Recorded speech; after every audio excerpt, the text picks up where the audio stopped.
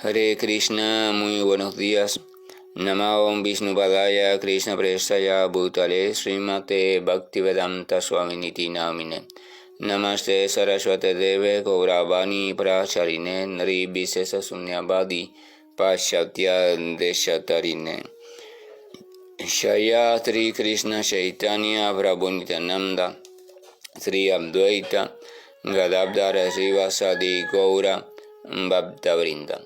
Hare Krishna, Krishna Krishna, Hare Hare, Hare Rama, Rama Rama, Hare Hare. Hare Krishna, reiterados, vamos a continuar con las lecturas y propuestas de reflexiones sobre algunos de los textos del siempre radiante Srimad Bhagavatam. Pero antes de comenzar con los textos correspondientes a la jornada de hoy, me gustaría retomar dos textos citatorios que compartí en el último Amanecer Espiritual, donde estamos hablando de la temática de cuando en el progreso trascendente llega la criatura a un punto, llega el devoto a un punto donde en la pujanza del amor espontáneo hacia el Señor Supremo, una vez ya purificado el corazón, entonces el propio método, la propia metodología y las propias reglas, las propias cuestiones, el propio dogmatismo un poco le frena la espontaneidad, y entonces llega el momento en que ya no soporta más y sacrifica todas esas reglas, dogmatismo, cuestiones así, por el amor espontáneo. Y eso es una etapa que tiene que llegarse de modo natural, aunque también tenemos la tendencia en estos tiempos, esa tendencia existió en tiempos pasados, pero hoy más que antes, de querer desechar los métodos, las reglas, las regulaciones, etcétera, etcétera, sin estar todavía en esa etapa. Por eso hay que ser muy cuidadoso en ese sentido. Así que las citas que voy a citar son con respecto a dos devotos muy puros que realmente estaban en esa etapa, y entonces vamos a volver a recordar cuál fue su sentimiento y cuál era su modo de ver y su modo de pensar. La primera cita pertenece a Madhavendra Puri, un devoto del Señor del siglo XV. Madhavendra Puri estaba inundado de amor por Dios y matizado por el sentimiento de amor conyugal. De hecho, fue el primer Vaishnava que expone abiertamente, o a través del cual se expone abiertamente, se empiezan a exponer los matices del sentimiento conyugal.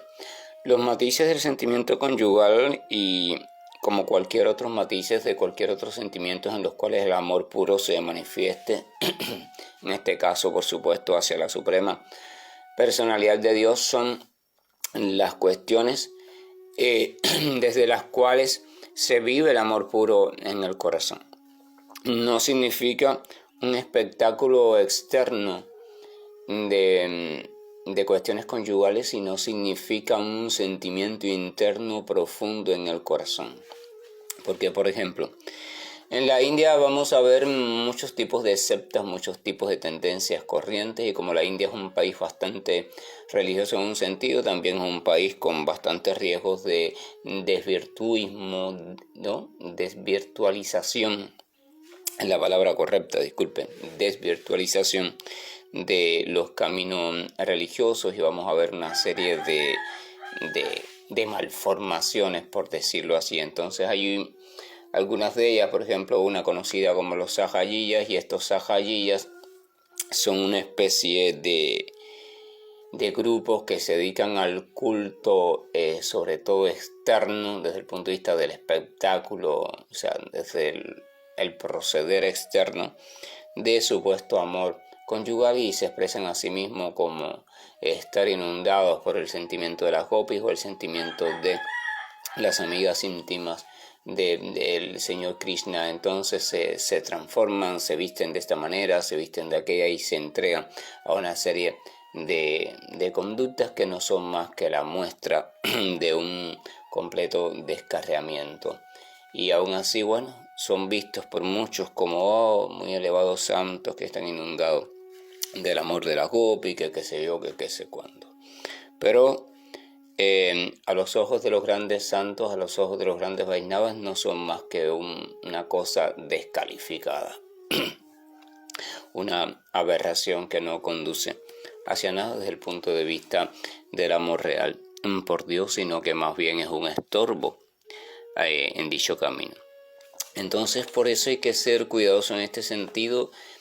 El amor por Dios que básicamente se vive en la habitación del corazón. El Señor se vuelve el colonizador del corazón, nada más habita en el corazón, y en esa habitación particular, aislada y personal, se vive el genuino amor por Dios y se desarrolla el encuentro con el amoroso en los diferentes cromatismos en los cuales el amor se vaya manifestando. Claro, para que eso suceda tiene que haber quedado el corazón completamente libre, o sea, vacío de todos los ocupantes ilegales que hay en el corazón, que los hemos introducido ahí sin darnos cuenta y a veces dándonos cuenta también, y debe quedar después el corazón completamente lustroso, o sea, debe quedar no solo vacío, sino limpio, radiante, ¿verdad?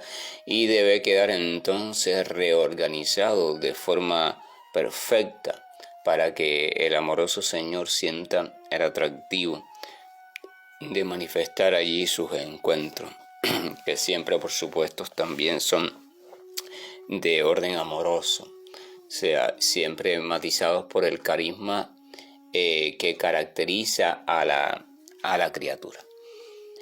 Ya sea amor puro desde el punto de vista del siervo, amor puro desde el punto de vista del amigo, amor puro desde el punto de vista maternal o paternal, o filial, o de hijo, o conyugal, o lo que sea, pero es allí donde se manifiesta en el corazón, a tal punto que externamente en un devoto maduro podría pasar inadvertido eso que está sucediendo, y aún así estar sucediendo a plenitud, que entonces allí pasará su tiempo el devoto y allí irá, como se dice vulgarmente, recibiendo el combustible continuo para su vida diaria desde ese encuentro. Entonces Madhavendra Puri decía: que el moralista perspicaz me acuse de estar ilusionado no me importa. Puede que los expertos en actividades védicas me difamen diciendo que estoy descarriado y que amigos y parientes me llamen frustrado.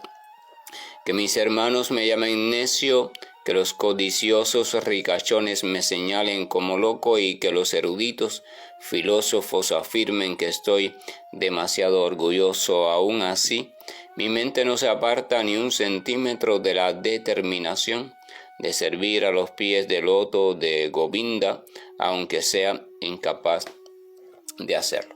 O sea, Madhavendra Puri estaba ya en un punto llevado de modo natural por la intensidad creciente del amor espontáneo hacia la suprema personalidad de Dios, reconocido en su aspecto personal y en este caso reconocido en su aspecto del Señor Krishna.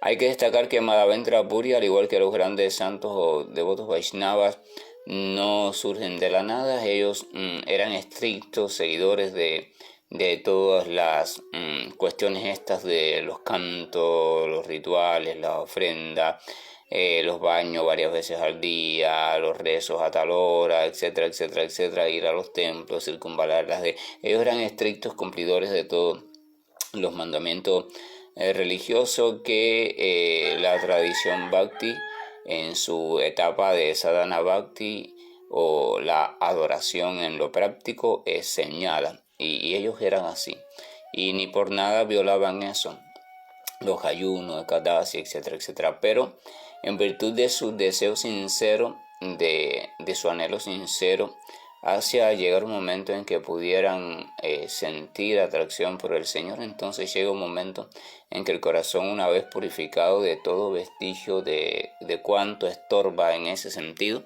entonces comienzan a sentir un impulso cada vez mayor hacia adorar al Señor espontáneamente. La adoración espontánea al Señor es una etapa que viene después de la adoración regulada. La adoración regulada es una adoración que se guía por las regulaciones, o sea, el guía, el maestro, el instructor dice hay que hacer esto a tal hora, tal, y el discípulo lo hace tal y conforme lo indica el instructor o el guía, porque por sí mismo todavía no está la capacidad, de hecho no se encuentra en el estado justo para poder hacerse caso a sus propias espontaneidades, y hacerlo sería muy peligroso. Entonces esa adoración se llama adoración en la práctica o adoración regulada, pero después, a su debido tiempo, cuando uno va trascendiendo esa etapa, que eso no quiere decir que la niega, sino que la integran. Recuerden que trascender en el sentido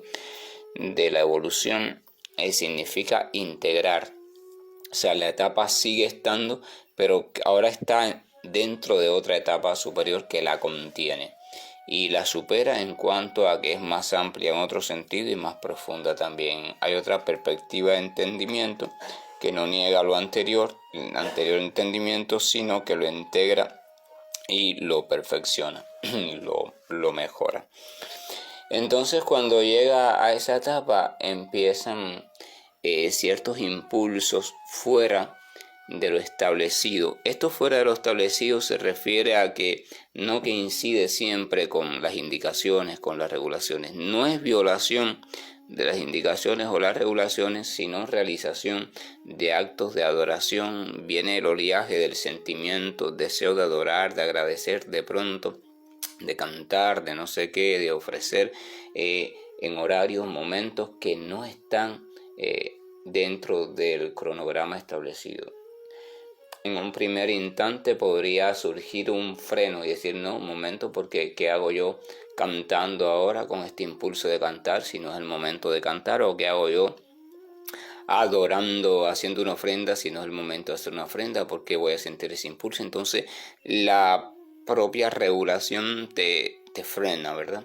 Pero cuando ese impulso de amor espontáneo va siendo más fuerte, llega un momento en que ya la regulación no lo frena, no lo puede contener, y el devoto en esa etapa ya no le pone freno, o sea, permite que eso salga. Entonces podemos ver al devoto de pronto sin aparente justificación.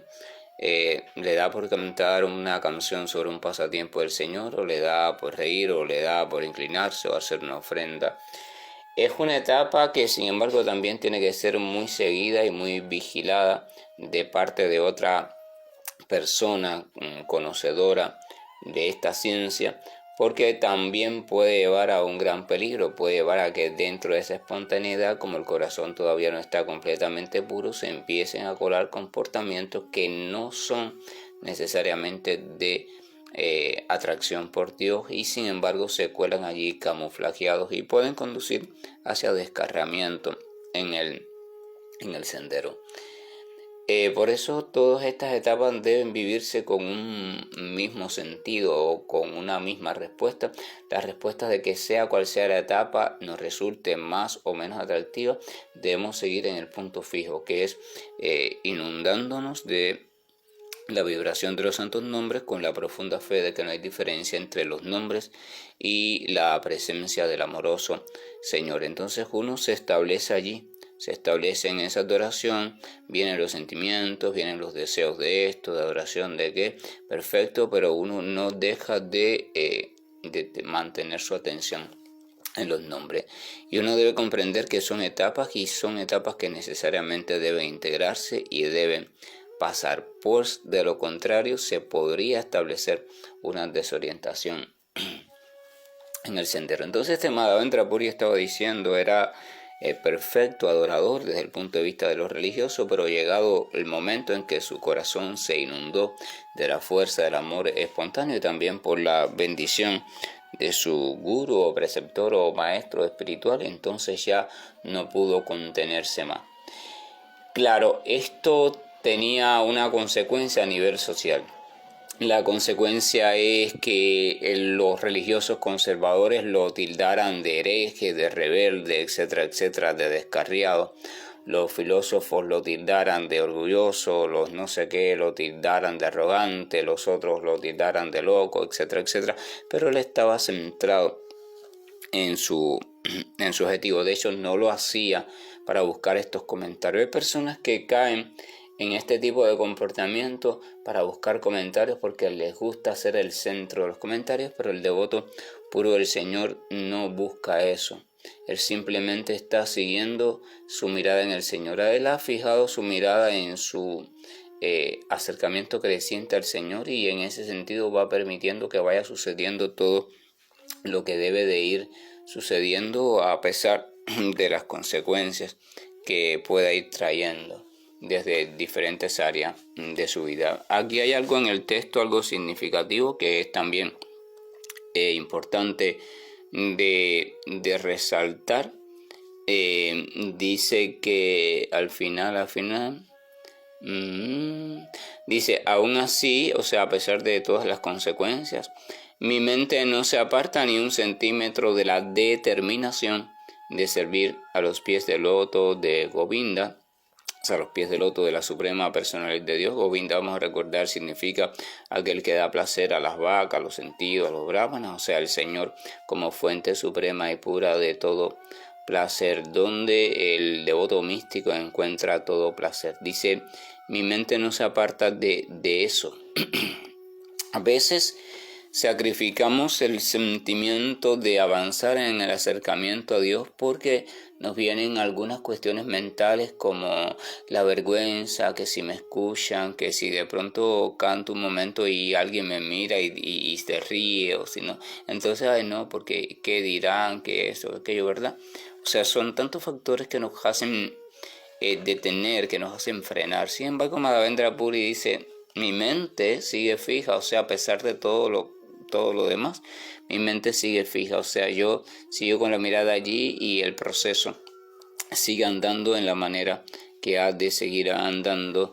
La determinación, o sea, él concluyó que no quería más nada, que sus pasos, sus caminos iban a estar encaminados al servicio del Señor, pese a lo que esto pudiera acarrearle. Y eso es determinación.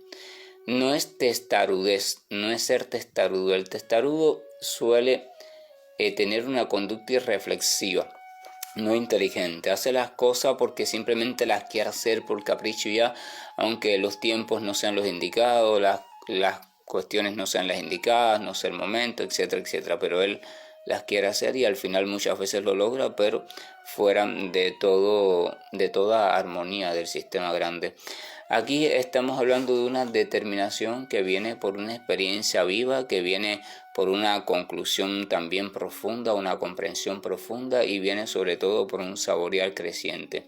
O sea, desde la posición más lúcida, una persona inteligente, una persona con la mente bastante clara, una persona que está consciente de lo que está sucediendo, decide que ahí está la gran meta de la vida y se encamina hacia ella sabiendo que es lo único que vale la pena. O sea, una determinación completa. No es una determinación por moda, como muchos que empiezan un camino y después brincan para otro, saltan para otro y siempre encuentran aquí esto no, aquí esto no, aquí esto no, acá ya, acá encontré y ya. Esta es mi meta, esta es mi vida, este es mi sentido, ¿verdad? Mi mente sigue fija, dice, y no se apartan ni un centímetro de la determinación de servir a los pies del loto de Govinda. Muchas veces en este intento de servir, sobre todo en la primera etapa, somos muy inconstantes, porque, ay, sí, quiero servir, pero bueno, y si eso implica aquello, y entonces no podré esto, y bueno, yo tengo algunos planes todavía, ¿verdad? Está bien, ok, es natural, poco a poco, en la medida que uno vaya realizando bien el método, entonces todas las cosas irán tomando su lugar. Pero aquí al final dice, a los pies de Govinda, o sea, mi mente no se aparta ni un centímetro de la determinación de servir a los pies del loto de Govinda, aunque sea incapaz de hacerlo. Esto es sumamente importante. Madhavendra Puri, este devoto puro del Señor que se encuentra en esta etapa de amor espontáneo, en su fase madura, dice que está resuelto a servir continuamente. Su mente solo está dirigida, tiene la tendencia natural de servir en todo aspecto a su Señor Supremo, esté haciendo lo que esté haciendo. Su mente está en ese deseo continuo, aunque se reconoce como incapaz de hacerlo.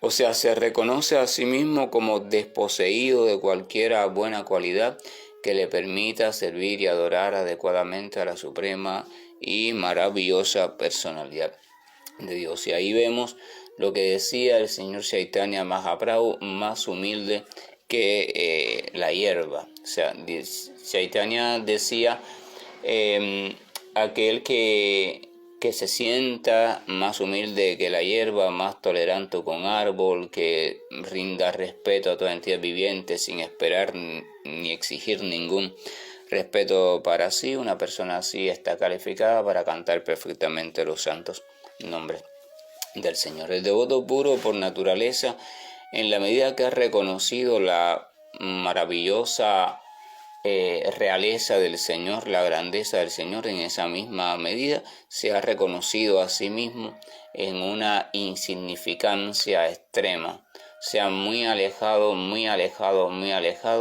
de la postura de siervo de tan elevada y amorosa majestad. Y por tanto considera que si está teniendo alguna oportunidad de comprender algo, de escuchar algo sobre el Señor, de tener un vislumbre de algo, solamente está ocurriendo por la sin límite misericordia del Señor. O sea, el Señor está siendo sumamente misericordioso, y por eso uno de los nombres de la suprema personalidad de Dios revelada para el mundo material es el Señor como supremamente misericordioso o absolutamente misericordioso.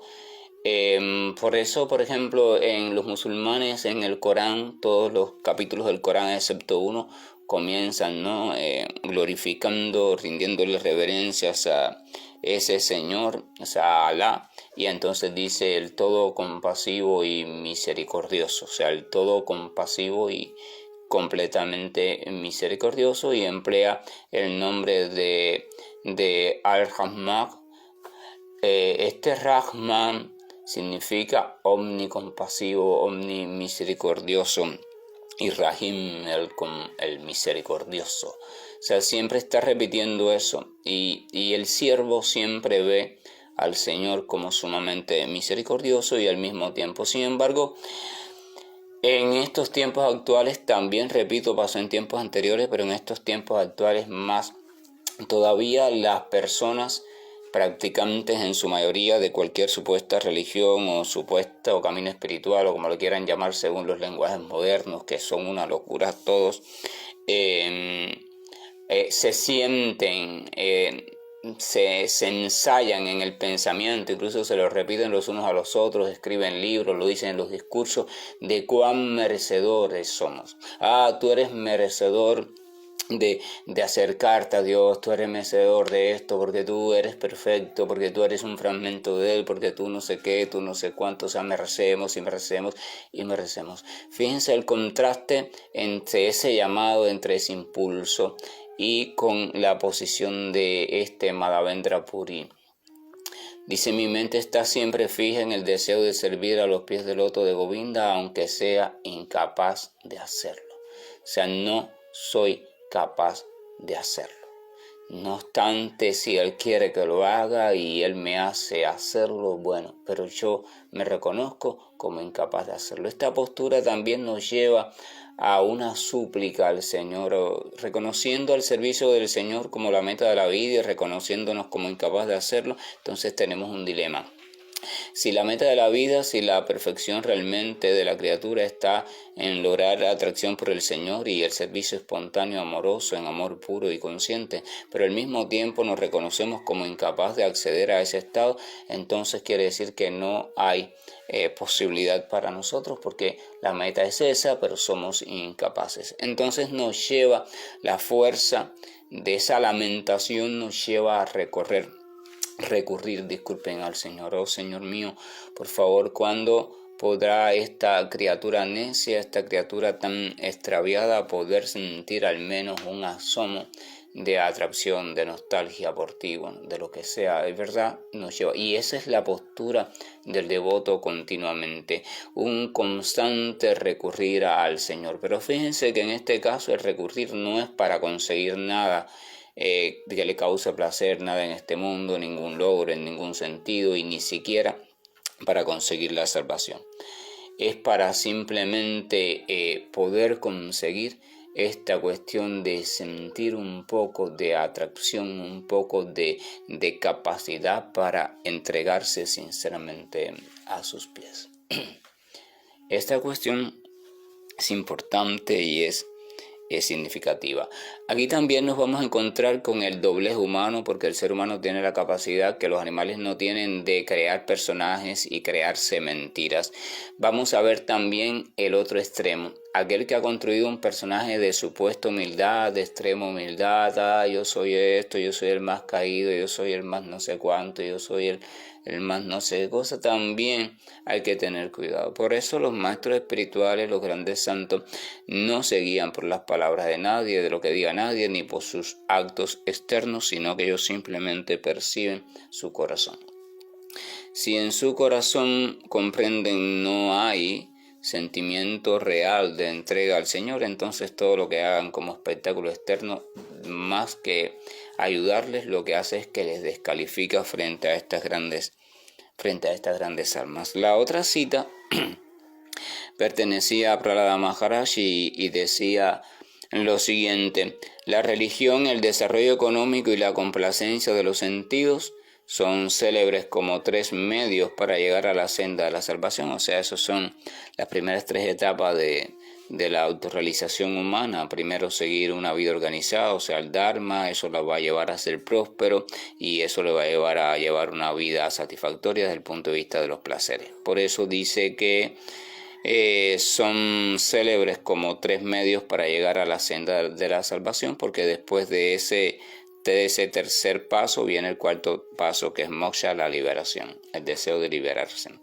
Ahora sigue diciendo: de estos, el conocido como Kshatrayi especialmente, es decir, el conocimiento acerca del ser, el conocimiento acerca del karma, el conocimiento de la lógica, el conocimiento de la política, la economía, etc., son diferentes medios de vida. Todas esas cosas en su conjunto son diferentes materias de la educación védica y por tanto los considero ocupaciones temporales. Voy a hacer una pausa aquí. Prahlada Maharaj considera la educación védica como una ocupación temporal. O sea, todo lo que la educación védica plantea de cómo llevar la vida, esto y aquello, es necesario, es imprescindible, pero en una etapa dada del camino del buscador, porque es la etapa de perfeccionamiento. Cuando ya el buscador está reeducado, purificado y establecido adecuadamente en el verdadero punto adecuado para la trascendencia, entonces estas cuestiones ya no tienen sentido, ¿verdad? Cuando ya el niño puede contar en su mente, entonces ya no tiene que contar con los dedos. Entonces continúa diciendo esa frase: todas esas cosas son diferentes materias de la educación védica y por tanto las considero ocupaciones temporales. En cambio, entregarse al Señor Supremo, conocido como Vishnu, constituye una verdadera ganancia en la vida y considero que esa es la verdad última. O sea, fíjense, considera la educación védica como temporal, necesaria pero temporal, y sin embargo lograr la entrega hacia el Señor Supremo es lo que él considera como la verdad última y lo considera la verdadera ganancia de la vida, la verdadera gran bendición. Sin embargo, las enseñanzas de las cuestiones védicas o de otras culturas sabias son imprescindibles para poder preparar al ser humano para acceder a lo otro, a lo siguiente, a la entrega total al Señor. No se puede entregar ningún ser humano al Señor si no está purificado su corazón y si no está completado como ser humano. Y este completamiento lo realiza la educación sabia o la educación purificatoria, que en este caso está dividida en varios segmentos o áreas. Vamos a recordar, por ejemplo, que Vyasadeva tomó el Veda, la única enseñanza, semilla contenida, completa en sí misma, y la fragmentó en 4 áreas diferentes, los famosos 4 Vedas o 4 áreas o 4 enfoques que son necesarios para la perfección humana, la purificación y el logro de la trascendencia. Y entonces ocupó a varios de sus discípulos en especializarse en cada una de esas áreas para que la transmitieran cada una, ¿verdad?, por sus enseñanzas. Pero las 4 áreas eran necesarias e imprescindible. Pero llegado el punto de la trascendencia, llegado el punto de la purificación del corazón, esas 4 áreas ya entonces no son lo protagónico, sino que es la atracción, el amor y el servicio al Señor Supremo lo que se vuelve protagónico. Estas citas las he recitado de nuevo, las he vuelto a citar en el sentido del siguiente análisis.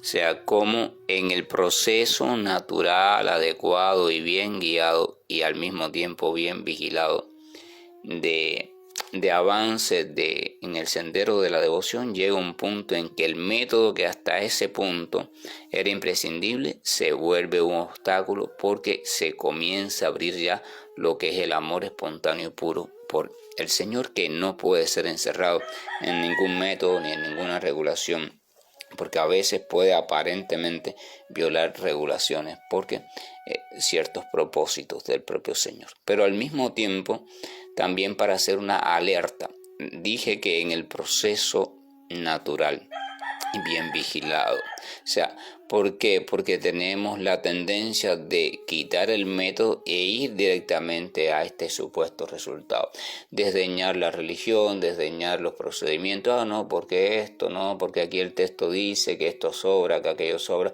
Nada sobra. Estos grandes devotos del Señor lo integraron.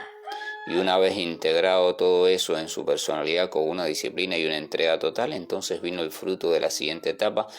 Pero no es que sobra lo anterior, simplemente se integró en la siguiente etapa. Así que cualquier impulso de rechazo hacia metodologías, hacia tendencias educativas, cuestiones así regulativas de las religiones o los senderos espirituales, debe entenderse que eso es una postura de ignorancia. Son imprescindibles, son necesarios, y si no se ejecutan ni si no se les sigue, entonces es poco probable que se pueda llegar a la etapa siguiente.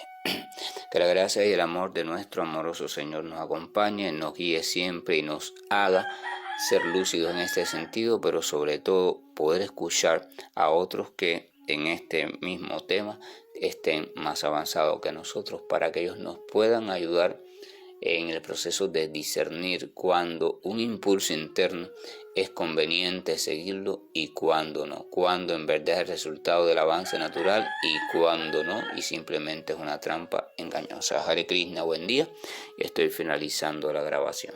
Krishna Krishna Krishna Shri Krishna Govind Hare Murari Janat Narayan Vasudeva Shri Krishna Govind Hare Murari Janat Narayan Vasudeva